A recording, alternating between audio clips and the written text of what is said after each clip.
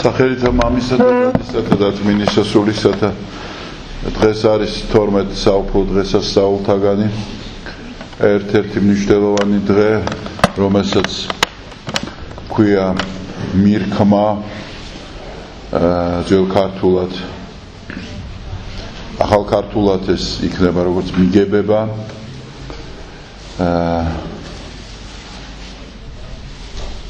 ლათინურად ცოტა სხვანაირად ჟღერს წარდგინებას მსგავსია რუსულში არის შეხვედრა ბერძნულშიც მსგავსია ხოლო ძველ ქართულის პირდაპირ თარგმანი ეს მიგებება არ არის უფრო მიმქმელი არის ჩამხუტებელი და ხელში ამყვანი და ესე იგი უფრო ახლოს ყოფი ორი პიროვნების ყოფნა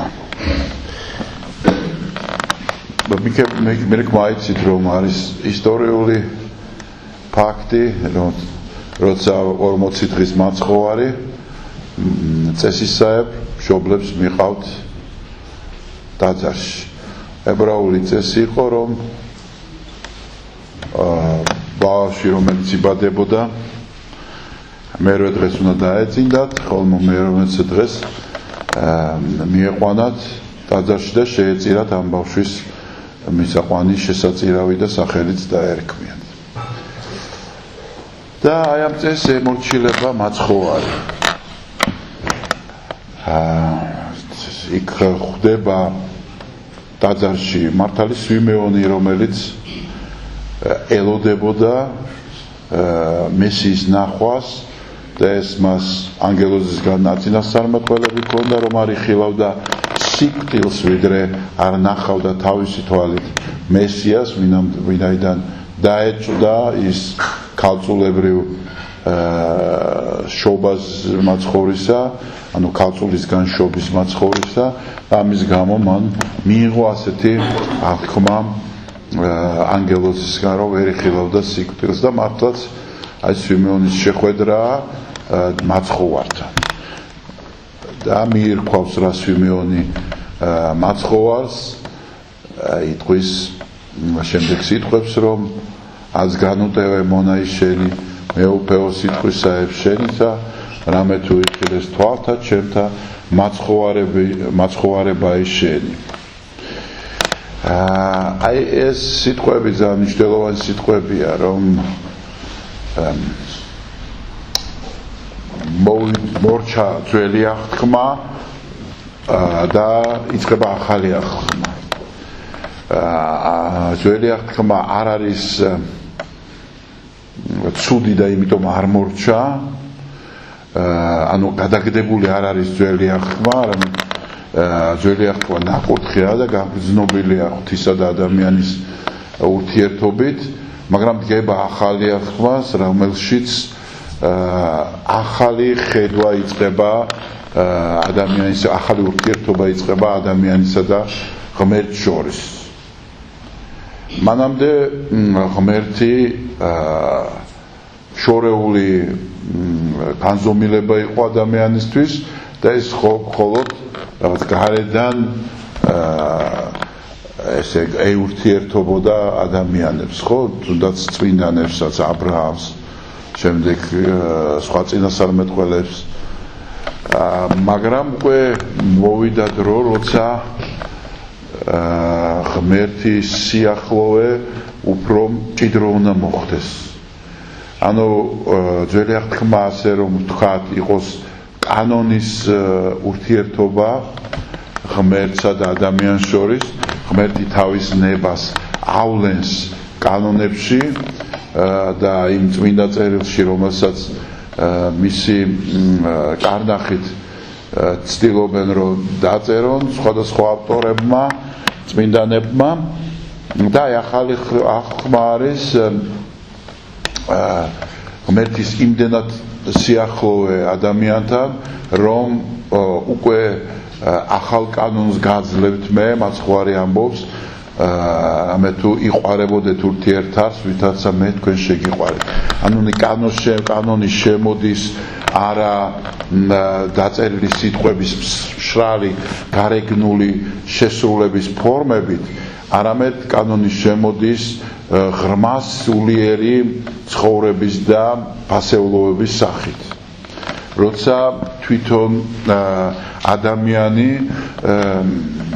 ხდება რა ჭურჭელი ღმერთის და მისი სული განგრძნობილია რამდენადაც მისთვის შესაძლებელია სამღვთო მადლით და იწყება აი ამ მადლში მოქმედება. იმიტომ რომ კანონი ყოველთვის ვერ საზღურავს, კანონს არ აქვს ემოცია, კანონს არ გააჩნია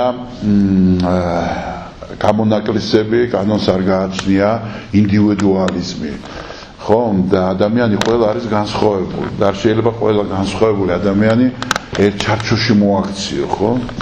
ამიტომაც მაცხვარი სხვაგან იტყვის, რომ რამე თუ უღელი ჩემი ტკბილარს და თვითი ჩემი მსუბუქას. აი კანონი არ არის ტკბილი და არც მსუბუქი. კანონი არის ის, რაც არის. ის რაც შენ გინდა, არ გინდა უნდა შეასრულო. მაგრამ უკვე უღელი ტკბილი ნიშნავს, რომ იმდენად გიხარია შენ რაღაცის კეთება და იმდენად გაგრძნობილი ხარ შენ სამღვთო სიხარულით, რომ ამის კეთება გაძლევს შენ შინაგან სხვა სიმდიდრეს. და ამ შემთხვევაში შეიძლება კანონი საერთოდ იგნორირებული იყოს.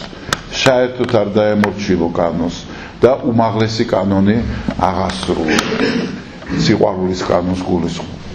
და აი ეს ახალი აღთქმის დადგომა იწყება სწორედ ამ ფორმით. შეხვედრა ძველსა და ახალს შორის. მოხუცებულზე მოხუცებული სვიმეონი და სულ ახლად შობილი 40 დღის შვილი იესო. როგორი კონტრასტია, ხო, რაღაცა სიძველე და სულ ახალი ყმაწვილი. და აი მიირქვავს ამ ახალ ყმაწვილს სვიმეონი და განტევებას ითხოვს, წასვლას ითხოვს. მაცხოვარი თავის მხრივ როგორი უცნაურია, როცა აი ესეთ ფორმით მოდის, არა იბადება, მოწყვლადი ხდება, ბავშვია, თოთოა. შეგიძლია დააზიანო ალბათ, ხო? და კაცობრიობის ხელთ მიაბარა თავისი თავი. ხო? ყოვლადწმინდა სამება მიაბარა მაცხოვარი როგორც აი ახალ დაბადებული ჩვილი, მოწყვლადი ჩვილი და რომელსაც შემდეგ ელოდა, გაზრდა და აღორძინება. აი ესეთი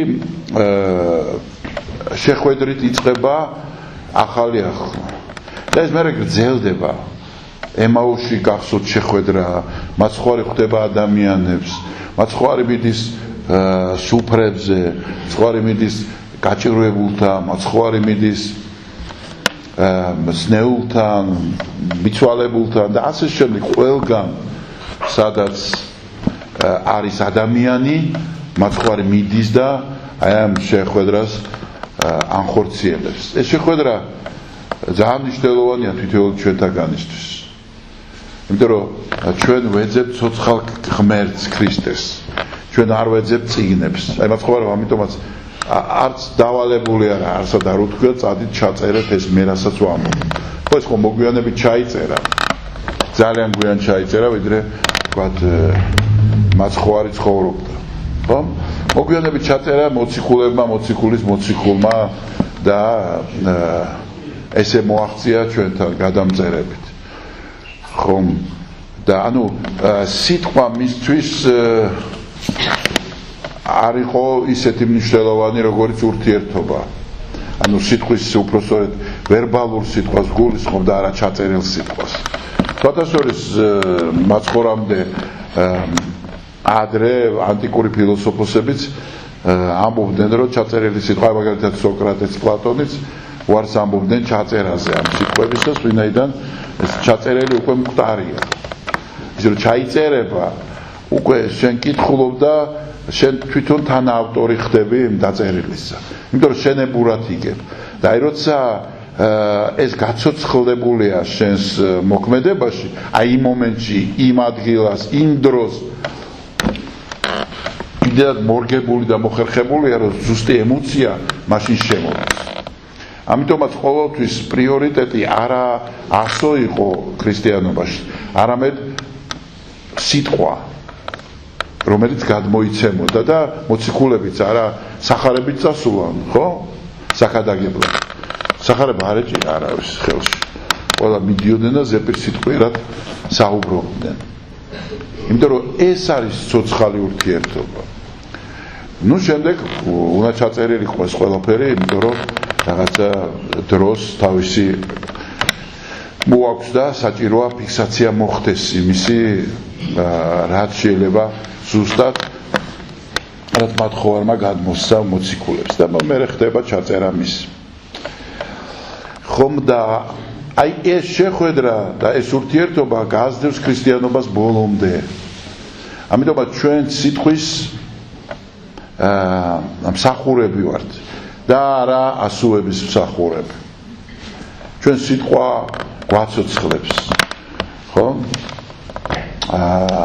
ასო კლავს მაცხოვარი ამობს სული აცოცხლებს სიტყვა აცოცხლებს ეს სიტყვა აცოცხლებს ადამიანს იმიტომ რომ ზუსტად იმ მომენტში უნდა იყოს ნათქვამი და იმ დროს როცა ეს ყველაზე მნიშვნელოვანია და ამას გრძნობს ადამიანი თქვათ ქადაგებელი და რაც უფრო კარგი ქადაგებელია უკეთესია და აი მომენტში ზუსტად უსადაგებს მსმენელს იმ სათქმელს რაც მას გულზე დაადებს რასაც მას გულზე დაადებს ღმერთი აი ახალი აღთქმა დადგა მაცხოვარი იწერებს როგორც ფიზიკურად აღორძინებას როგორც ადამიანი როგორც პიროვნება ის ვერ აღორძინდებოდა იმიტომ რომ ღმერთია ამიტომაც ის ღმერთი არის ყოველთვის იყო მაშინაც როცა ის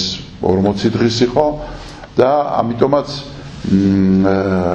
მაცხოვრის ცხოვრება უკვე გადადის ნაზარეთისკენ მშობლების დაქვემდებარებაში და მორჩილებაში და ელოდება თავის დროს როცა ის გამოდის უკვე ნათლისღების წინ და იწყებს ქადაგებას არის ბევრი სარწმუნოება სადაც ღმერთები განკაცდებიან და ავატარულ ფორმებს იღებენ ხშირად არის ხოლმე ქრისტიანობას ვისაც დაკნინება უნდა იტყვის რომ აი ქრიშნაც განკაცებულია იქ ასირისი ეგვიპტეში ასირისიც დაიბადა 25 დეკემბერს ქრიშნაც 25 დეკემბერს დაიბადა კიდევ მითრა კაცოლისაგან იშვა და ისიც და ვითომ ამით აკნინებენ ქრისტიანობაც ერთ-ერთი ლეგენდაა მათ შორის და რა მოხდა მე რატო რაღაც აწვევით ამ განკაცების იდეას რა სხვაგან არ არის განკაცებები უამრავია და ვითომ საგონებელში აგდებენ გამოუცდელ ადამიანებს რომლებმაც არ იციან ახლა რელიგიის ისტორია და რთულია მათთვის პასუხის გაცემა და მაგრამ ძალიან მარტივად არის აქ საქმე მარტივად არის ჯერესეთის 25 დეკემბერი მაცხოვარი არ დაბადებულა ქრიშნა დაიბადა თუ არა კაცმა არ იცის იმიტომ რომ 4000 წლის წინანდელი ჩაწერილია ეს როდის დაიბადა არავინ არ იცის და მით უმეტეს მითრას ლეგენდები კიდევ უფრო ადრინდელებია მაგრამ 25 დეკემბერი არის უბრალოდ მზის დაბადების საპატივცემლო 25 დეკემბერს მათი ათვლებით იწყებოდა დღის გაზდა და დღე რო იზრდებოდა, ამას ეძახდნენ წარმართები მზის დაბადებას და ამიტომ ყველა რაღაც დიდ იგივე ავატარებს ეძახდნენ ხოლმე, რომ აი დაიბადა ამдан და თვითონ ესე დაარქვეს. შესაძლოა ქრისტიანობამაც ესე აიღო 25 დეკემბერი, რომ თუ მზეს ეძახი და მზის დაბადებას აღნიშნავთ, მზე არის ქრისტე და არა ჰელიოსის რა ღვთაება რა. ამიტომაც თუ გინდათ მაინც და მაინც სინათლის დაბადების დღესასწაული, ბარემ ქრისტეს დაბადება დღესასწაულეთ და დაიწყო აქედან 25 დეკემბერი დაერქვა დღეს, თორე როდის დაიბადა მაცხვარე არავინ არ იცის. არც იყო ეს საინტერესო არც ავტორებისთვის და არც იმდროინდელი ქრისტიანებისთვის, პირველი ქრისტიანებისთვის. ჩვენ რო გავყვეთ ახლა პირველ ქრისტიანებს, მათთვის რა იყო საინტერესო, ძალიან ცოტას აღმოვაჩენთ მათ ცხოვრებაში იმისას, რაც არის ახლა თანამედროვე ჩვენი ქრისტიანებისთვის საინტერესო. თქვათ ეს ტაძრები, ხატები, წმინდა ნაწილები, რაღაც სიწმინდეები, ადგილები, რაღაც სხვადასხვა ადგილებში წასვლები, მოლოცვები, სიარული არ აინტერესებდათ. არ აინტერესებდა რატო? იმიტომ რომ როცა შენ ცოცხალ ღმერთთან გაქვს კავშირი და ესეთი იყო მაცხოვარი, რომ მოვიდა, ესე იგი როგორ იყო სამყარო, იცით?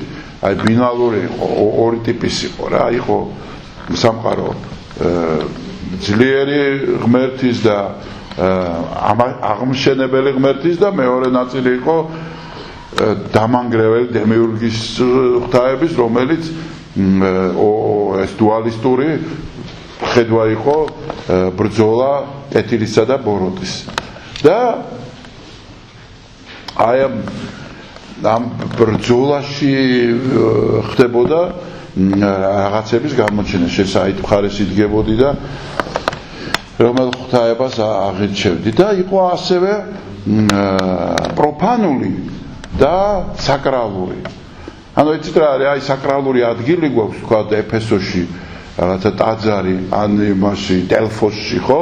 ქალაქია დელფოსი, რომელშიც არის უამრავი ტაძრები, აპოლონის, აფროდიტას. ეს საკრალური ქალაქია, ეს წმინდა, როგორც ჩვენთან კოლხეთში იყო ვანი, ხო? აი წმინდა ქალაქია, ეს ღვთაებების ქალაქია. და მე იყო პროფანული, დანჩე პროფანობა არაფერს არ წარმოადგენს. წარმოვალი მტარი, სარკოფაგი, მთელი ეს დუალისტური აზროვნება მაგას ამბობს, რომ არის სული ღვთაებრივი სხეული სარკოფაგი. ესმით? და აი ამში ბრძოლა მიდის, სულიერი უნდა აერჩიო. და ანტიკური ფილოსოფია ამაზე იგება. მაცხოვარი რომ მოდის ამ პროფანულს აგდებს. არ არსებობს პროფანულობა. არ არსებობს სხეული, არის ღვთისკვნილება. არ არსებობს რომ ეს ბოროტი და სარკოფაგი იყოს. პირიქით იძახი წმინდაა სხეული. მე რაც შევქმენი ყველაფერი წმინდაა. არ არსებობს პროფანული არაფერი. არ არსებობს განსხვავებული ადამიანები. მაშინ განსხვავებულები იყო, ადამიანი იყო ძლიერი ფეოდალი, იყო მონა. ამ მონას აიღებდა, გაყიდიდა, უნდა და მოკლავდა. რასაც უნდა იმას გაუკეთა. ის პროფანული და ღვთაებრივი, პროფანული ღვთაებრივი. და ქრისტე მოვიდა და ყველაფერი ღვთაებრივი, აღარ არის წმინდა ადგილები. რეალურად არ არის წმინდა ადგილები. არ არსებობს წმინდა ადგილები. ეს არის ადამიანური, იგივე წარმართული დევნა სიწმინდეების. რატო? იმიტომ რომ როცა სულიერ ღმერთს კარგავ, იწყება აი ამ ნივთებით მანიპულაციას. და რაღაცას გინდა ხავსებს მოეჭიდო. როგორც დათქვამია, ხო? ადამი 64-ში დაეცა, ლოთი სოდომში გამართლდა. რა მნიშვნელობა აქვს სადახარ? დაცემა იქაც შეგიძლია, გამართლება აქაც შეგიძლია. ასევე დღეს გაიგონოთ ახლა. მეორედ მოსვლა და ვაიმე და აუ აქიდან მოდია და იქიდან რა საშნელი თაობებია, რა საზიზღარ ეპოქა შემოვიდა როგორი საზიზღარი. და ვითომ ამბავში ვართ ახლა ჩვენ ქრისტიანები რაღაც სიმძიმე გვაწევს ამ წუთის სოფლის, ისე როგორც არავის აწევდა აქამდე. არაფერი, ყველაფერი ადამიანი არის იგივე. ტექნოლოგიაა განსხვავებული, თუ იმათ წოდავდა 100, ეხლა წოდავს 100. όμως ერთ და იგივეა, წოდვა, ნება, ემოცია. სიგიჟე ამაზე ლაპარაკი, რომ ცუდ დროს ცხოვრობ. პირიქით, მაგარ დროს ცხოვრობ. გვიხაროდეს იქ, სადაც ჩვენ ცხოვრობ. იმიტომ როგორც კი იწყებს შენი ცხოვრების მოძულებას, შენ გადაგდის ეს კაცთ მოძულეობაში. ადამიანთ მოძულეობას ჩვენ ხო გაჩერება არ ვიცით ადამიანებმა. ნახე, ვერ წარმატებული ვერ არის ადამიანი და იწყებს. აუ რა დრო არის, ხო დადგა მეორეთ მოსვლის ჟამი, მართლებს დევნიან და ჩვენს მართლები ვარ და დევნა გვაქვს, აი სამსახურში ნახეთ ის აიყვანეს, მე არ ამიყვანეს. და იწყება აი რაღაც ანტიქრისტესთან დაკავშირება ყველაფრის. არაფერი არ არის. ყველაფერი არის ერთის ხელში. რახან შენ აქ გაგაჩინა, ამ დროს გაგაჩინა, ესეთ სქესში გაგაჩინა, ესეთ ნაციონალობაში გაგაჩინა. ხო, ესე იგი ესია საჭირო, ხო? როგორც კი იწყებ ამ შენი დღის წევლას, იმ თვეშივე ხდები ღვთისმოვლელი. შენ ხო არ გითქვია, რომ იცით 1965 წელს გამაჩინე ღმერთო. ვიყო ქალი, ცხოვრობდე ვაკეში და თუ გლდანში და ცხოვრობდე, ვიყო ქართველი და მაშადადამე ევროპელი. ესე ხო არ ფიქრობდი არა შენ. მოხვედი განვითარდის რა ოჯახში გაიზარდე კაცმა არ იცის, ხო? ჯვარი წერია ყველას, მაგრამ მაინც ხო? არის ესეთი ღვთისმიერი, არის პირიქით უბედური ადამიანები იბადებიან, საერთოდ ძალადობა ოჯახში და ცემატყეპა აქვს და ბავშვებს რა ვიცი რას არ უშვებიან ხოლმე, ხო? და რაღაც უბედურებაში. მაგრამ ღმერთი გეუბნება, რომ იქაც შენ დაინახე ღმერთი, რომ მოვკიდო ხელი და წამოგიყვანო. იმიტომ რომ ინიციატორი შეხვედრის ღმერთია სულ ყოველთვის. მე ვირეკ, ხო, კარებზე ვდგევარ და ვირეკ. სულ გიკაკუნებს, ის არ ჩერდება. იმიტომ რომ მისთვის შენ ძალიან ძვირფასი ხარ. აღარ არის ადამიანი პირველი კატეგორიის, მეათე კატეგორიის. ყველა არის ძე ჩემი ამბობს, ყველა მემკვიდრე ხარ. ადამიანმა რომ გააჩინა ადამიანი, ის უკვე არის მემკვიდრე 1000 უფევრის. არა აქვს მნიშვნელობა სად გაჩნდი და როგორ გაჩნდი. თუ შენ ადამიანისგან გაჩენილი ხდება, მაუგლივით ჩავარდე იმაში რა ქვია ჯუნგლებში და ნახევრად ცხოველი იყო, მაგრამ მაინც ღვთის ხატება ხარ. აი ღვთის ხატება არასდროს არ წაგერთმევა. შეიძლება ლაპარაკი არ იცოდე და დაემსგავსო ცხოველებს და ესეც ხდება ხოლმე, ხო? ბუნებაში რომ ადამიანი კარგავს აღზის საშუალებას და მართლა ცხოველებთან იზრდება და კარგავს მერე პიროვნულ საწყისებს, მაგრამ ნუ რას იზამ? ღმერთია ყველას პატრონი. მას სხვა არ უთხოვია რომ ძაღლებთან ერთად გამზარდეთო, არა? აღმოჩნდა რომ ყავს ლოთი მშობლები, რომელმაც მიატოვეს და ის ძაღლებთან ერთად იზრდებოდა. და ადამიანი თუ არ გაიზარდა, ის ადამიანი ვერ ყალიბდება. ადამიანი იბადება, მაგრამ ვერ ყალიბდება ადამიანი. მაგრამ ის მაინც ღვთის ხატებაა და მარადიულობაში რას ადგილს მიანიჭებს, რა სიხარულს მიანიჭებს ღმერთი კაცსა არის. შენ რო ბავშვობისას იჩაგრები გახსოვთ ალბათ, ხო? მდიდარს რო ეუნება ლაზარესა და მდიდრის იგავში. შენ ყველაფერი მიიღეო აქ და კიდევ რაღაცა სიტყვა. იმან არაფერი არ მიიღო. ანუ ღმერთი უყურებს ეს შენ რაღაც რომ მიიღე აქ, მეტი მოგეთხოვება. იმას არაფერი არ ქონდა იმ უბედურს. და ამიტომაც მიიღებს ყველაფერს. მოკლედ იმის თქვა მინდა რომ ქრისტიანობა არის შეხვედრა. გასაკვირველია სახარება უნდა ვიკითხოთ წმინდა ადგილებშიც უნდა წავიდეთ, ვილოცოთ რაღაც ქრისტიანულ ეს საყრდენები და ყავარჯნები გვჭირდება. მაგრამ ეს უნდა ვიცოდეთ რომ ყავარჯენია. აი სათვალე რომ მიკეთია, ეს იმას კი არ ნიშნავს რომ ისა ვარ რა ქვია. კარგად ხედავ და ჯამრთელი ვარ. ეს იმას ნიშნავს რომ არა ვარ ჯამრთელი. იმიტომ ვიკეთებ სათვალეს, ხო? ესევე როგორც კი დაიწყებ იერუსალიმში გაქცევას და გამოქცევას, იცოდე რომ შენ ჯამრთელად არ ახარ. ანუ იერუსალიმი გჭირდება და იქ თუ დაიწყე ჯვრის წერა, კიდევ ცუდად გაქვს საქმე რა ნამდვილად. აი იქ უნდა დავიწერო ჯვრის ჯვარი, მაინც და მაინც იერუსალიმში. ან სვეტიცხოველში კიდე მეორეა ხოლმე გარბიან სვეტიცხოველში უნდა რატომ უნდა დაიწერო სვეტიცხოველში და სადაც დაადიხარ ინტაძარში ადიქი და დაიწერე ჯვარი რა ღმერთი არ არის იმიტომ რომ სურათები გამოჩნდეს მე რაღაც სურათი ხდება უფრო მნიშვნელოვანი ვიდრე ჯვრის წერის შინაარსი მოკლედ იმის თქმა მინდა რომ არ უნდა დაგვავიწყდეს რომ აი დღევანდელი დღე არის ჩვილი იესოსი და მოხუცი სვიმეონის შეხვედრა და ჩვენც ესეთი ჩვილი იესოს უნდა შევხვდეთ ჩვენ გულში და ყოველთვის უნდა ყვავდეს ის როგორც ყოველწამიერი ჩვენი ცხოვრების ესე იგი გზამკვლევი და გულს უნდა მოусვინოთ რას გვეუბნება ჩვენ ღმერთი ამა თუ იმ შემთხვევაში რასაკვირველად კანონიც უნდა ვიცოდეთ როგორ მოიქცეს ადამიანი მაგრამ გულს უნდა მივხედოთ ღმერთმა დაგლოცოთ და გაგახაროთ